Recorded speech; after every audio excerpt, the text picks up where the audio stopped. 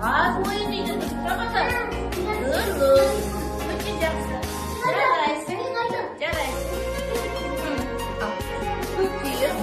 Büyük boyut, kanatı, o büyük, son kolunu, bu da bu, az boyunu. Өте жақсы.